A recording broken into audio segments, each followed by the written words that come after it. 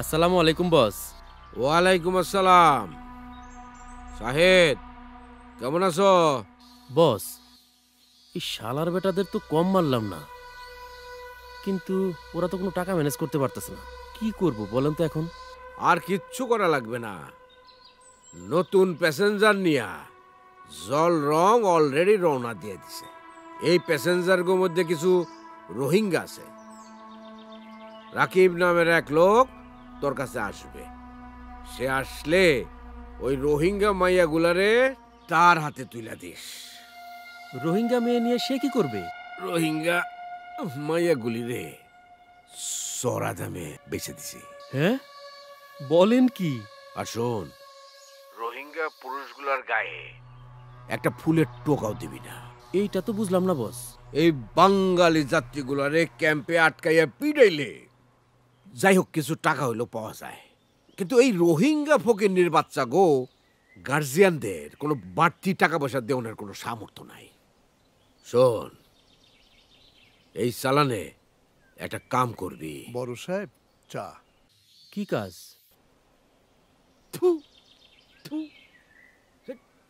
শোন, প্রথমেই ওই রোহিঙ্গা গুলারে বাঙালিগো থেকে আলাদা করে ফেলবি। করলাম, কিন্তু তারপরে? রোহিঙ্গাদের শরীর থেকে এই সমস্ত মূল্যবান অঙ্গ প্রত্যঙ্গ আলাদা করে চড়া দামে বিক্রির বন্দোবস্ত করছি। হ্যাঁ,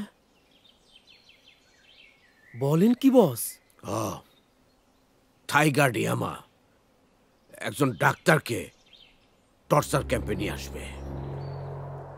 সেই ডাক্তার রোহিঙ্গাগো শরীর থেকে অঙ্গ প্রত্যঙ্গ কাইটা নিবে। কিন্তু ডাক্তার সাহেব এগুলো দিয়ে কি করবে? এইগুলা খুব চড়া দামে বিক্রি করা যায়।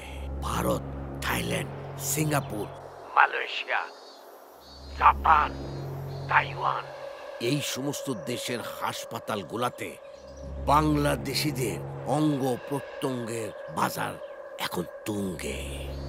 জি। কিরে, কার সাথে কথা বললি?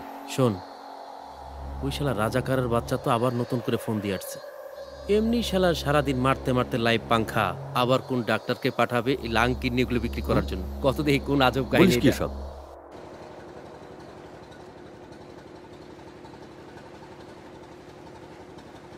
আব্বাস, জি ওস্তাদ। মায়াগুলারে রাইতে আলাদা জায়গায় ঘুম পাড়াইস। আচ্ছা। যা।